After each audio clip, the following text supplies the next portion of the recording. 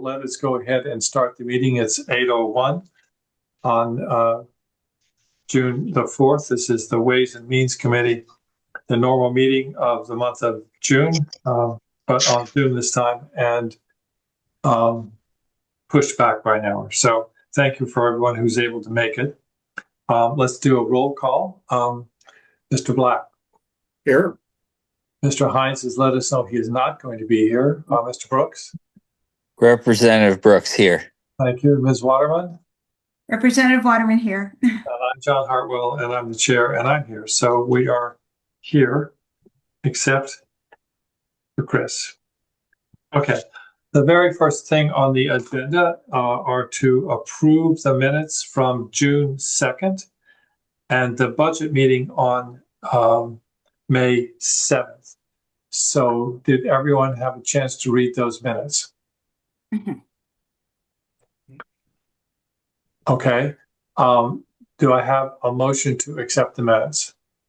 Okay, I have motion to accept the minutes from the May 7th and April 2nd meetings. Thank you, Alyssa. And do I have a second?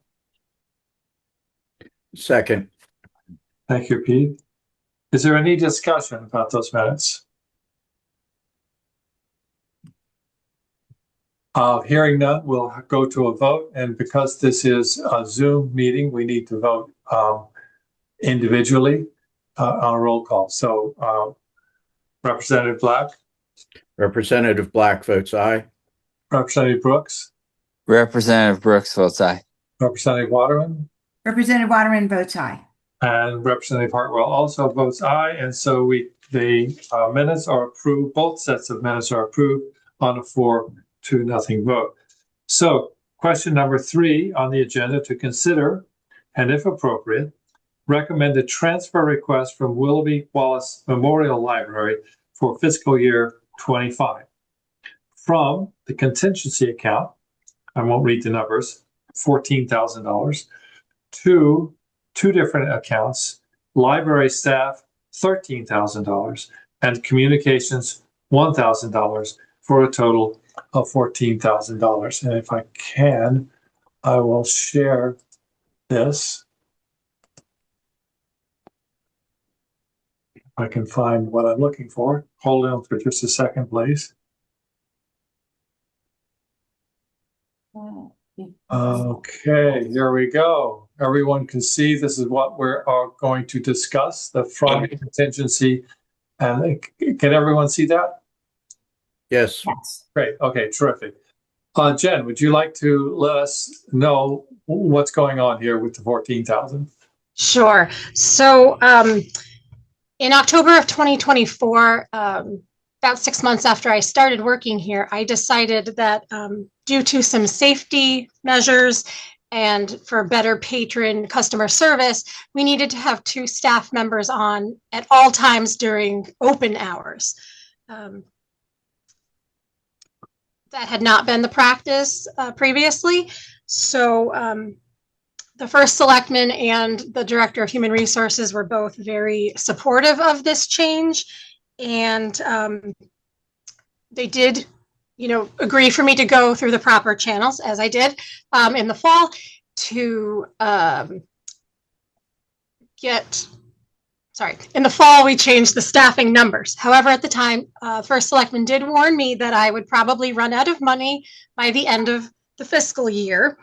And that has happened, where the additional staffing in the building does pull on our part-time line item.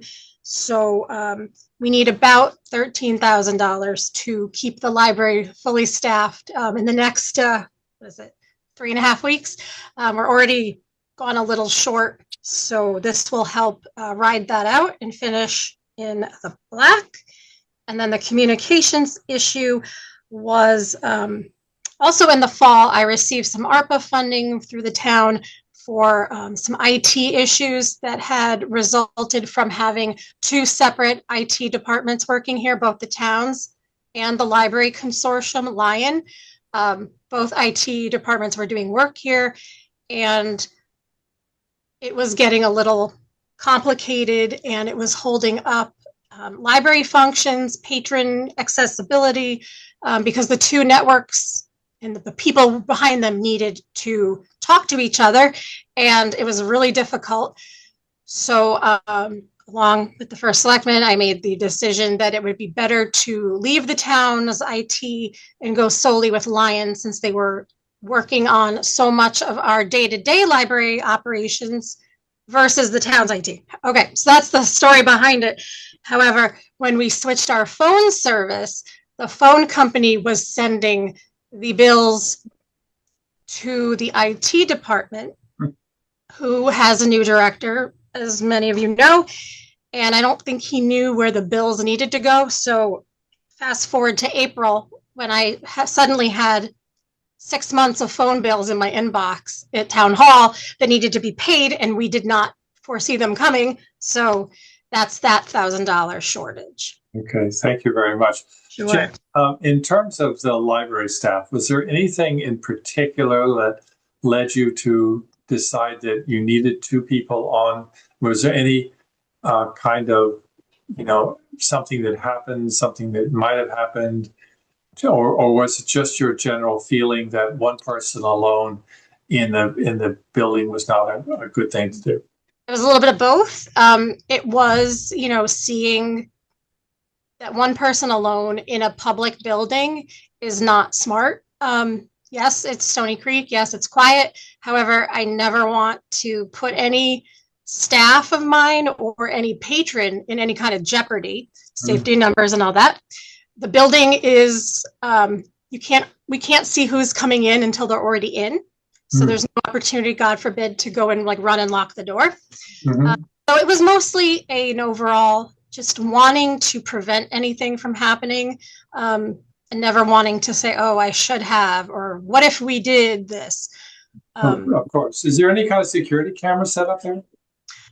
Don't have any right now. That is something I had thought about, especially with the gallery room kind of off the main premises, and you can't see what goes on in there.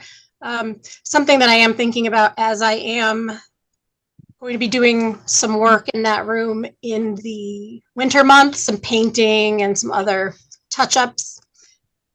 So that is something to consider, So especially artwork in there. So there's no real security system in place. Besides, the fire alarms on the doors and things like for doors left ajar. No. Yeah. Oh, yes, exactly. But Yeah. No official security. Okay. All right. Any questions from other members of the board? So how many employees are there at the library? So there are 2 full-timers, myself and the library, I guess her official title is Library Services Coordinator.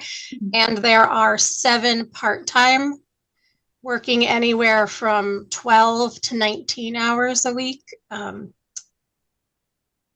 not allowed to go over 19 because the town and the pension rules or something. So, although I would love to have them here more. And then also, so all of the staffing the library for minimum of 2 people, is that then all part of next year's budget? So that should all be covered in the... Correct. So when I went to the Board of Finance in March, I made sure that I had asked for sufficient funding. And I believe I was, I did ask for a significant increase over last year and the year before. However, it was solely because of this need to have the 2 people on at all times. Great. Okay, great. Thank you. We're all set, and the communications for next year has also been factored into my next year's budget also. Oh, perfect. Thanks. Yeah. This Representative Black, just this again about next year's budget. Yeah, sure. We gave you a bump at the RTM, I believe, of $3,000. So Correct. part of that was communications, but now you're covered with that bump. Yes, because that was the other thing when the bills showed up in April.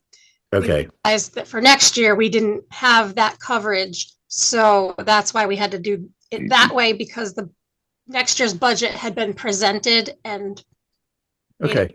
whatever. Okay, thanks. No, I understand. I just, Okay. I mean, I know we gave you that bump. I was a little confused but the library staff is a separate issue, and that's obviously the big money here. Yes. Relative, whatever you call big. Okay, thank you. Sure. Mr. Brooks, anything from you? No, I remember this conversation back when, so I'm good. Good. Okay. And I'd just like to point out to everyone that at my request, Jim Finch, the Director of Finance, provided us with a breakdown of the contingency budget for this current fiscal year. Mhm. And after this $14,000, which is what's assumed in the document he gave us, we'll still have $471,000 plus dollars in the contingency with less than a month to go. So taking money out of contingency at this point is no way going to threaten the fiscal viability of the town. Yeah. So I have is there anyone from the audience who would like to ask a question or make a comment? No, thank you, Mr. Chairman. Okay, thank you, Representative Toohill. You're welcome.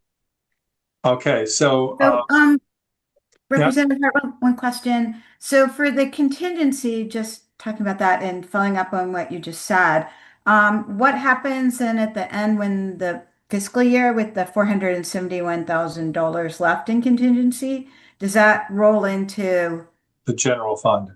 the general fund? Okay. Yes. Representative Brooks here, in past experiences, that account will stay open for many months following July 1st, as there will be cleanups done continuously for the fiscal year. So even though right now it's 470,000, a lot of that, there will be more money coming out of that once the fiscal year is done to pay for things that happen in the fiscal year. Right. Okay. This Representative Black on that too. I mean, I know there's a request. I don't know how much it is from Registrar of Voters. Probably about 50,000 that Jim and Registrar Howie Lawler have been working on. So, like as he said, that 470 is not going to all roll into undesignated. That's going to be tapped. It's been our practice often. I'm not thrilled about it as an RTM guy, but often to wait to see where the holes in the budget are, and then to after the year's closing to go to the departments and take contingency to fill those holes. Thank you. So it's something that should be addressed in the future. We need a motion for this 14,000. I'll move. So moved, Representative Black. Thank you very much. Okay, and a second. Representative Waterman, a second. Thank you very much. And we again need to do a roll call vote. So Representative Black. Representative Black votes aye. Representative Brooks. Representative Brooks votes aye. Representative Waterman. Representative Waterman votes yes. And Representative Hartwell also votes yes or aye or whichever. And so the motion is approved. Ms. Sullivan, you have the money you need. Thank you. Thank you very much. Thank you very much. I appreciate your being able to join us at this late hour. But Absolutely. and I see you're still at work. So It's easier to do it here after the library is closed. go home. That's all I can say. Go home. Everybody have a great night. Thank you very much. Any other business before that anyone wants to bring up? Okay, hearing none, can I get a motion to adjourn? Representative Black, so moved. Thank you very much. And a second? Representative Brooks, second. Thank you very much, sir. And hearing no one else wanting to talk about this, we'll do a quick roll call. Mr. Black? Representative Black votes aye. Mr. Brooks? Representative Brooks votes aye. Ms. Waterman? Representative Waterman votes aye. And I'm also in that category. So thank you very much, everyone. And we are going to close the meeting at 8:16, pretty good. Thanks. Really efficient. Thank you. Good night.